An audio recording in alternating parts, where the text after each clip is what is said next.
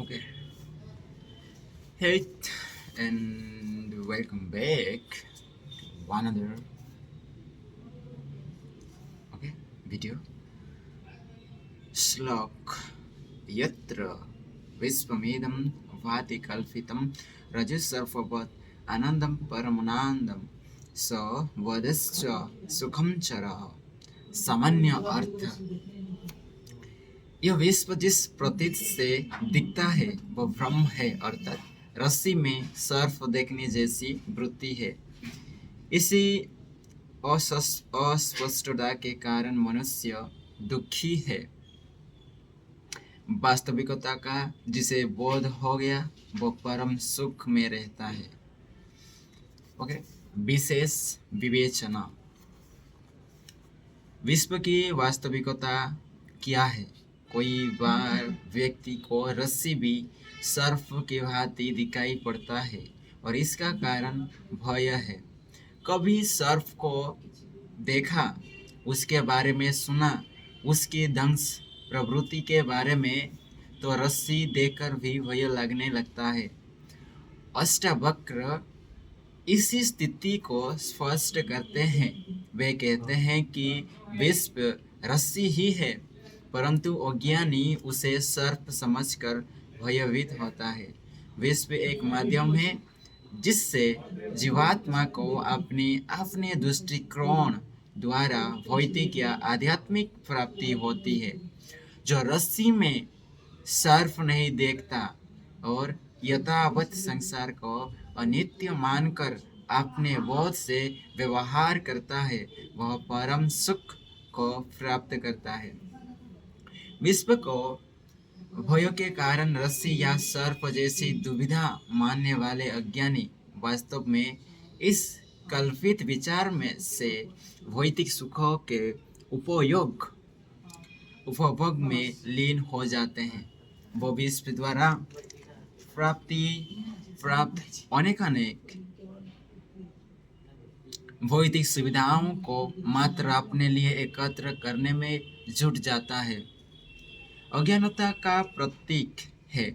सत्यता को पहचानने में भ्रम का आश्रय लेता है। रस्सी में सर्प देखता है जबकि वह रस्सी ही है। अष्टावक्र कहते हैं, आत्मा यानी को विश्व के स्वरूप, आकार और प्रकृति से कुछ लेना देना नहीं।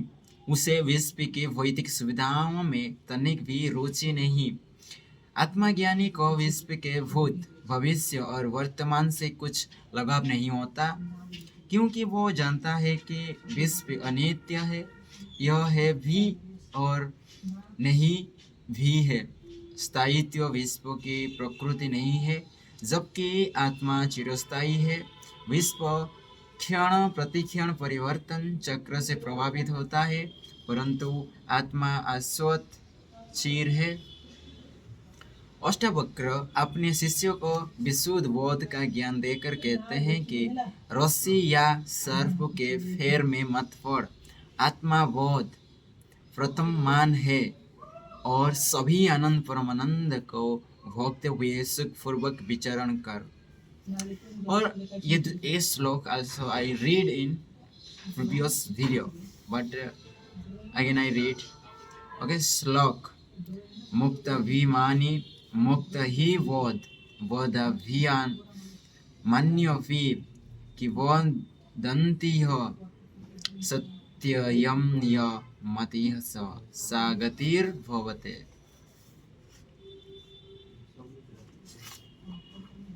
सामान्य अर्थ, जो मुक्ति की गौरवपूर्ण भावना से परिपूर्ण होता है वह वास्तव में मुक्त ही होता है, और जिनकी भावना दृढ़ बंधन में होती है वो अपनी भावना के अनुरूप ही बंधन में रहता है। मति के अनुसार ही गति होती है, यह कहावत सत्य ही है। विशेष विवेचना।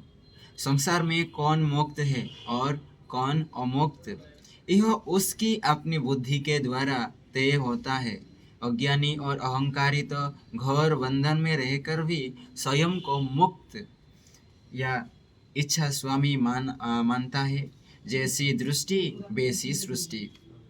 मानव अपनी मति के अनुसार स्वयं को संचालित करता है। यदि उसने सोच लिया कि उसे अमुक कार्य सिद्ध करना ही है तो वह कर दिखाता है। और ऊंट के गले में रस्सी बांध दो, इसे प्रतीत होता है कि उसे किसी खूंटे से बांध दिया गया होगा। भले ही रस्सी का दूसरा सिर कहीं पर भी ना बांधा हो, फिर वो उसी स्थान पर बैठ जाता है। इसने खुद को बांधा हुआ जो मान रखा है, यही गति मानव मन की है। संसारिकता में भले ही कोई भी दायित्व कर्तव्य ना हो, तो भी अज्ञानी मनुष्य स्वयं को किसी न किसी खूंटे से बंधा मान लेता है।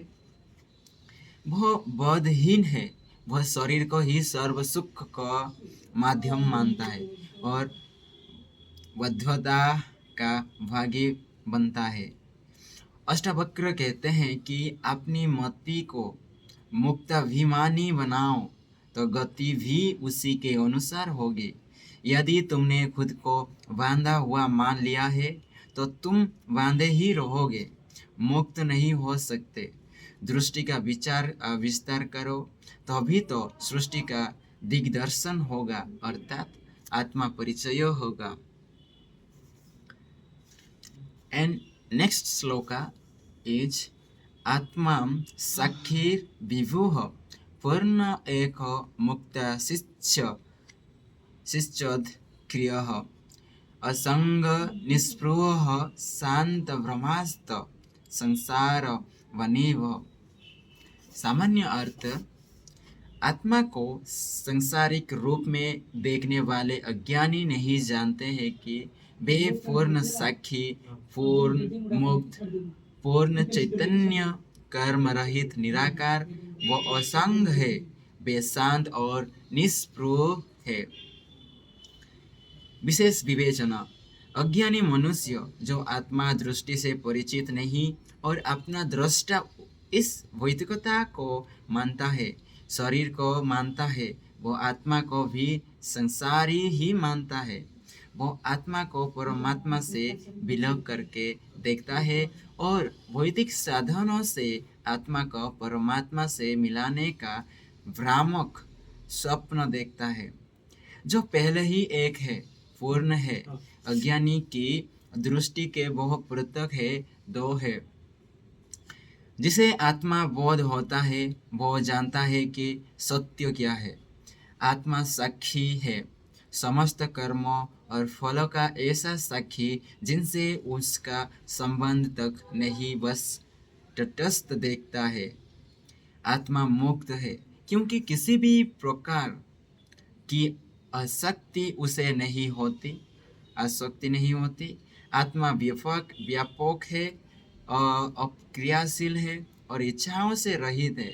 वह निस्पृह है, किसी भी इच्छा का अंश उसमें नहीं होता, क्योंकि इच्छा तो सांसारिकता से संबंध है। आत्मा को अभाव नहीं होता, सब कुछ उसमें है और वह सब में है। अज्ञानी को इसमें संसारिकता दिखाई देती है, तो यह अज्ञानता मति से उत्पन्न होती है। ओके, आज के लिए इतना ही। एंड आज भी हमें 10 श्लोक पढ़े। एंड पहला श्लोक था, इसमें पहला श्लोक तो जो प्रीवियस वीडियो में मैंने रीड किया था, ओके, उस वहाँ पर आप जाकर देखिएगा। एंड आज जो दूसरा था, दूसरे में ये बताया गया है कि जैसे एक एग्जांपल दिया जाता है कि हम ओट को अपने गर्दन पर नहीं रस्सी से बांधे, लेकिन किसी भी कुंट में ना उसे ना बांधे, लेकिन वो ओट अपने आप को मान लेता है कि मैं बांधा हुआ हूँ, तो वो वहीं रहता है और कहीं नहीं जाता।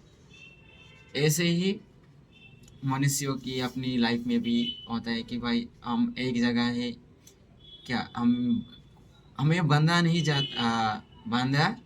नहीं है, लेकिन हम सोचते हैं कि भाई हम एक जगह में ही बंधे हुए हैं, तो हम उसे हम छोड़ते नहीं हैं। तो अपने सोच को विस्तार करो तो देखो। एंड दूसरा श्लोक था कि जो अज्ञानी मनुष्य होता है, जो अपनी आत्मा दृष्टि से अपरिच होता है, का मतलब है कि वो क्या बोलते हैं उसे, उम, और जिसे आत्मा बोध होता है वो सत्य जानता है, और क्या सत्य हो वो भी जानता है।